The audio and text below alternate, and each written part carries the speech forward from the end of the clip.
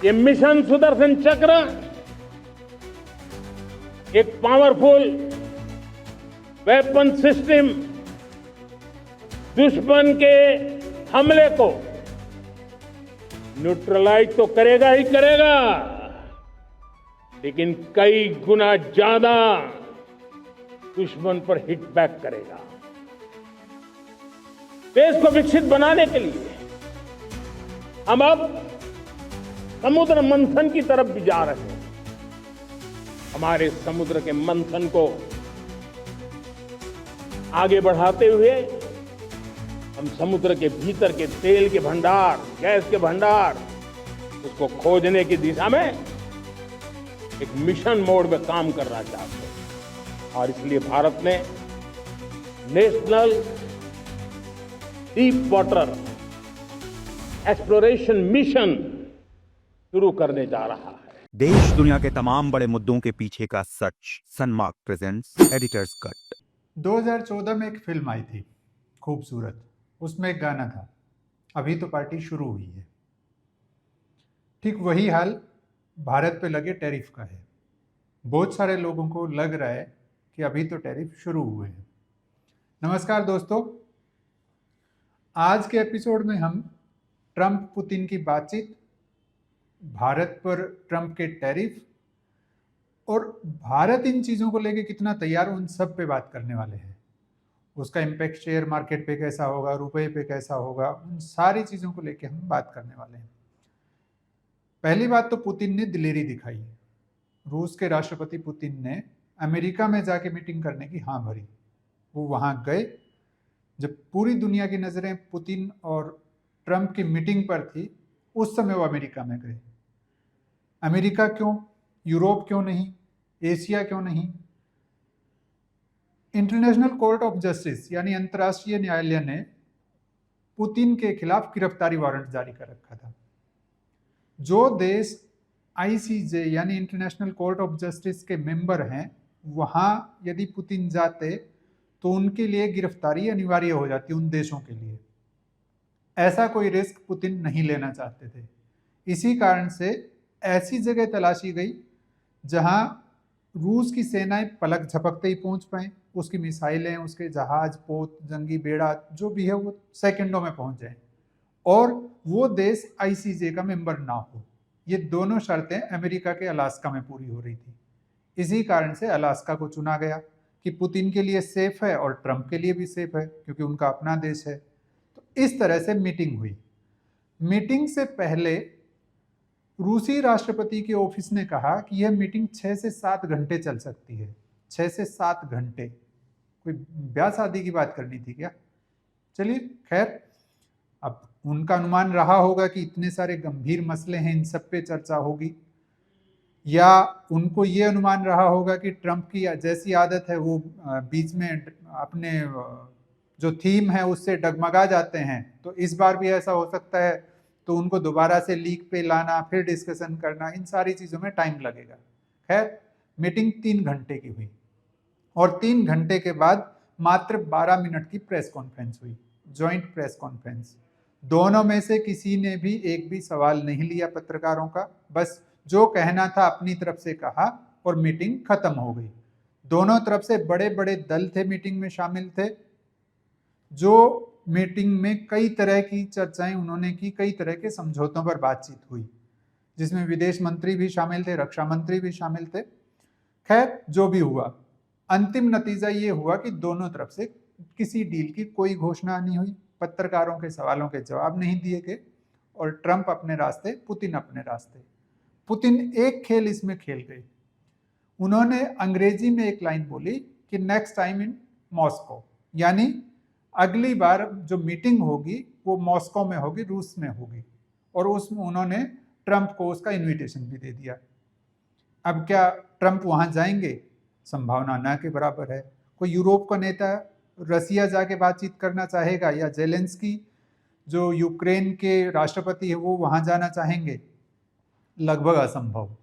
यानी पुतिन ने जो गेंद है वो अब यूरोप और अमेरिका के पाले में डाल दी है कि मेरा पल्ला झड़ गया, अब तुम समझो, यदि तुम्हें समझौता करना है तो रसिया आओ।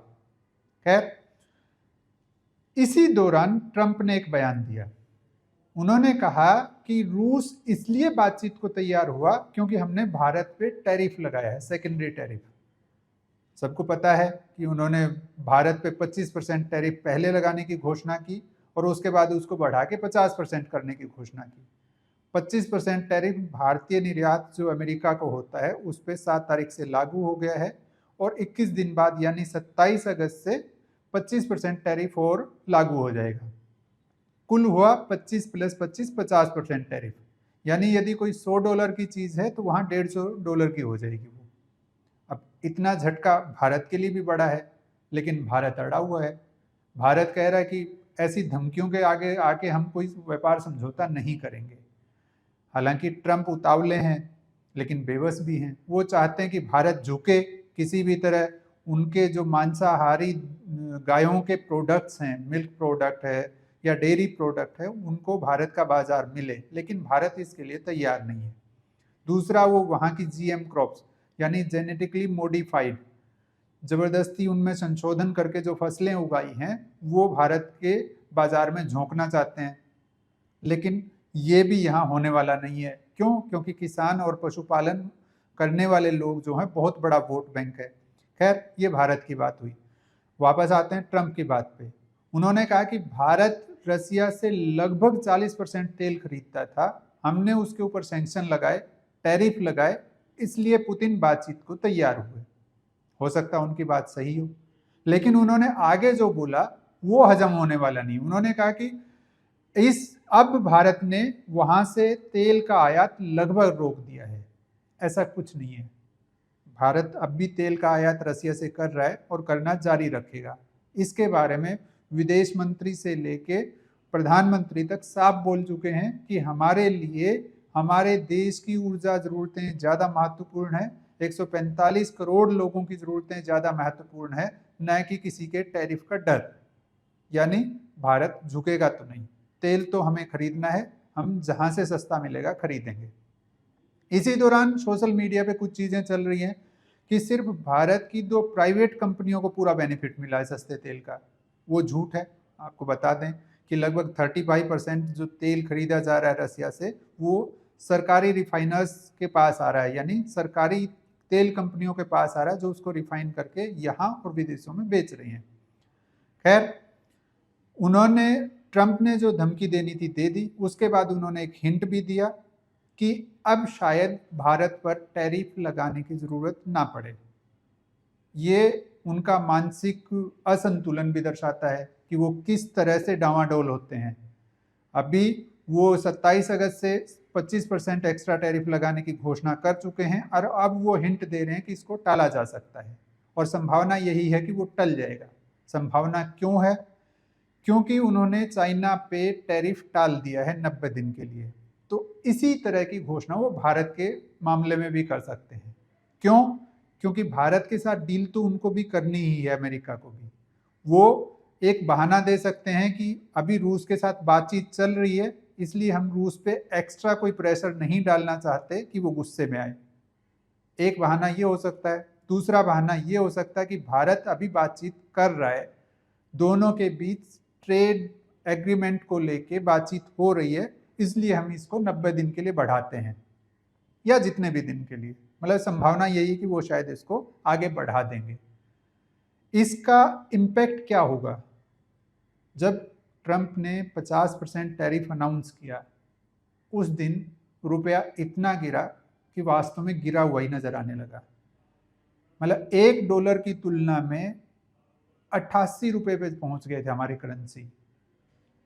वो न्यूनतम स्तर था आज तक का, इतना कमजोर कभी नहीं हुआ था रुपया। और उसको संभालने के लिए रिजर्व बैंक को तुरंत हस्तक्षेप करना पड़ा। लगभग $5.5 अरब रिजर्व बैंक ने तुरंत मार्केट में झोंके, तब जाके रुपया संभल पाया। बहुत बड़ा अमाउंट होता है $5.5 अरब, लेकिन उन्होंने रुपये को संभाला।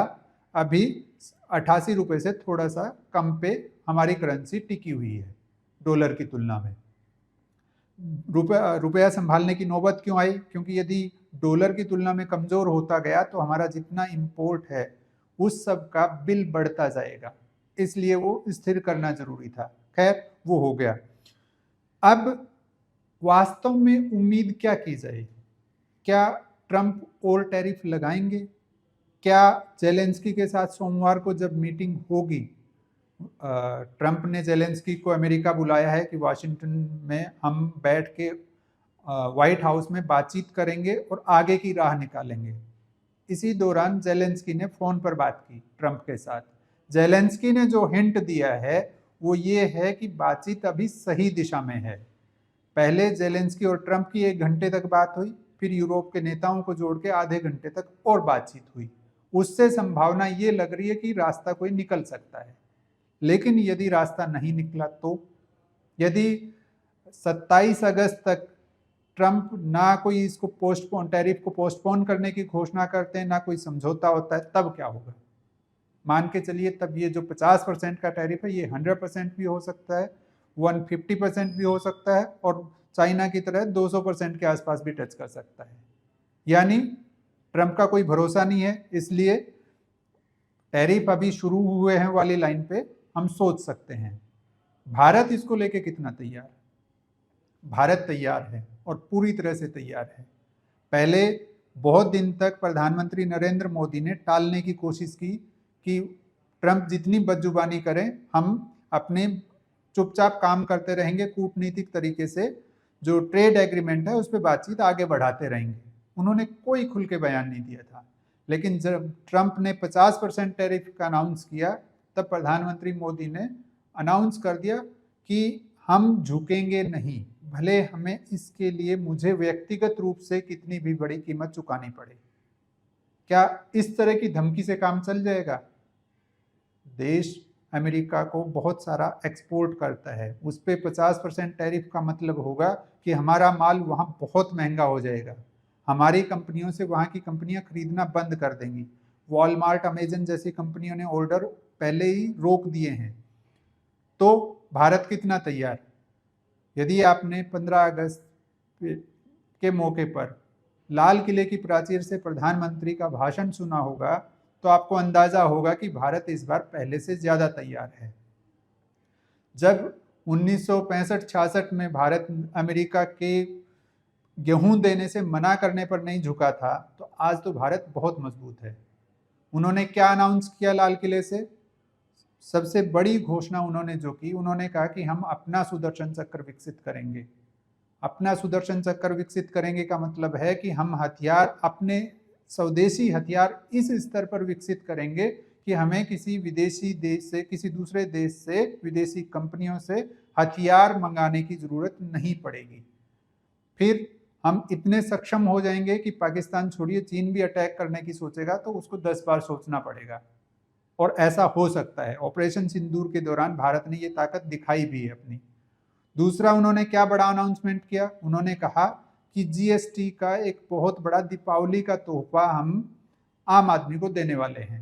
क्या करेंगे कि माना यह जा रहा है कि जो 4 स्लैब हैं उनको घटा के 2 स्लैब कर दिया जाएगा।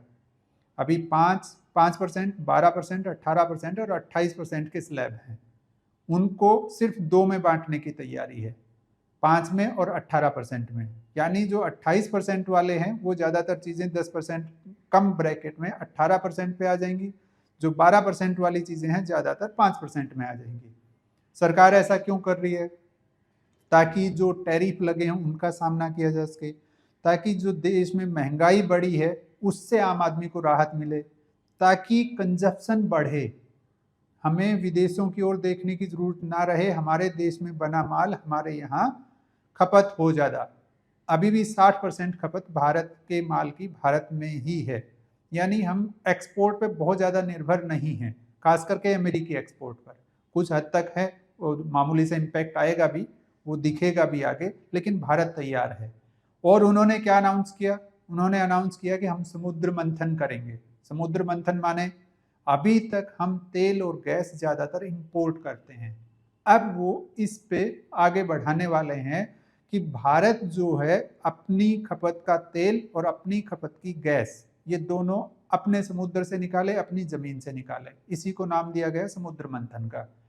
इसके अलावा एक और, जो आम आदमी के काम की चीज़ है कि 1 करोड़ रोजगार पैदा करेंगे। थोड़ी सी पुरानी योजना है, नए सिरे से बताया गया है कि पहली जिसको नौकरी मिलेगी उसको 15,000 रुपये सरकार की तरफ से भी मिलेंगे। क्यों? मामला वही है कि कुछ रोजगार बढ़े, कुछ कंजप्शन बढ़े, खपत बढ़े।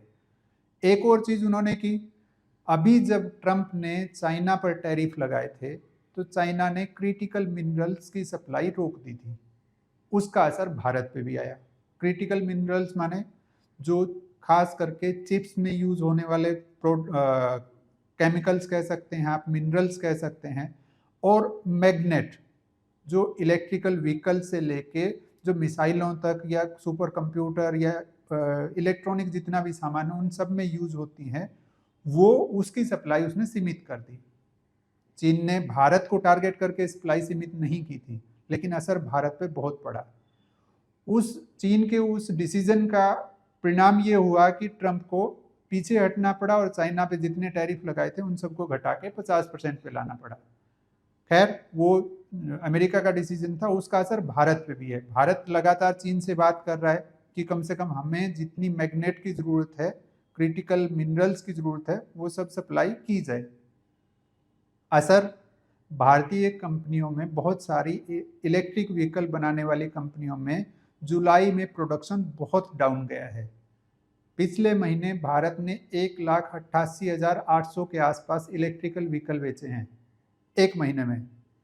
अगले महीने यानी अगस्त में संभावना ये है कि हो सकता है इनका जो रजिस्ट्रेशन का आंकड़ा है वो घट के कुछ हजार पे आ जाए। इतना अंतर क्यों? क्योंकि जब मैग्नेट नहीं मिल रही तो इलेक्ट्रिक व्हीकल बनेंगे कहाँ से? इसी के कारण जो 2 व्हीलर कंपनियां, 3 व्हीलर कंपनियां हैं, वो अपनी मोटर को ही थोड़ा सा चेंज करके दूसरे पदार्थों से चलाने की कोशिश कर रहे हैं ताकि उनका प्रोडक्शन लाइन लगातार जारी रहे। खैर, वो उनका डिसीजन है, वो कितना सफल हो पाते हैं और टाइम लगेगा, लेकिन इसका इम्पैक्ट भी भारत को पे दिख रहा है। इसी कारण से भारत ने पहली बार कोशिश की है कि हम मिनरल्स अपनी धरती से निकालें, उनको प्रोसेस करें और अपनी प्रोडक्शन लाइन पूरी तरह से कंप्लीट करें।